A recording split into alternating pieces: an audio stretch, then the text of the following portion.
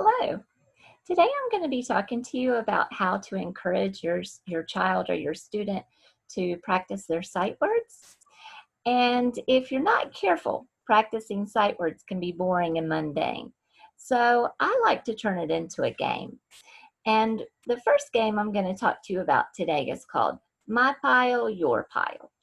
And this is a really easy game to play. First, you would just write the sight words down on perhaps an index card, such as this, and you would, have like maybe 10 words that you're using. And you place those in a pile. And then you determine how many seconds you're going to give your student or child to read the words. So say 5 to 10 seconds.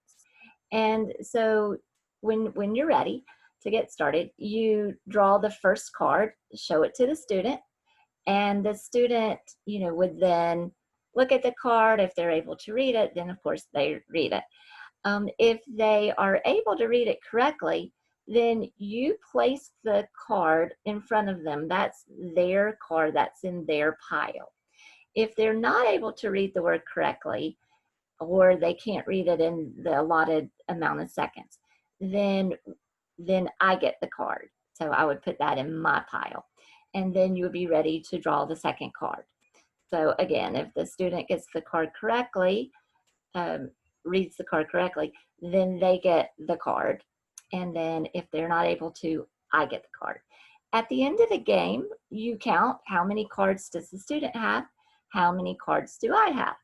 And, the goal being by the end of the week or 2 weeks, however long you've been working on these words, that they're able to get more and more cards in their pile. So kind of points if you're playing points games. So, ways that you can encourage your child is, oh wow, yesterday you had 2 cards. Today you've got 5 cards. Look at you. So you can encourage them that way.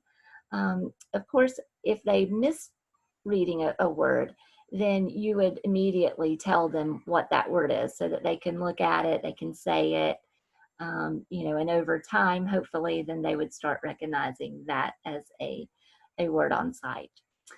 So that was the first suggestion. The second thing I have is called pyramid writing, where you would take your sight word and you would get on a piece of paper, you would write the first letter of that word. And then on the next row, you would write that letter again plus the second letter. And then you would move down. So you have the first letter, the second letter, the third letter. However long your word is, you would just keep adding in the same manner. You can make it fun by using different colored ink for the first letter and the second letter and the third and however long. But that's called pyramid writing. And then my third suggestion is actually a website you can go to. It's called Prezi.com.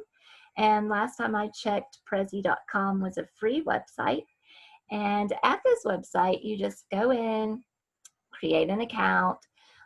It really walks you through pretty easily of how you enter your words. So you just type in your words, and then you can also designate how long each word is going to flash up, but it's really neat. And you have options of making it appear from the top down or from the side or diagonally.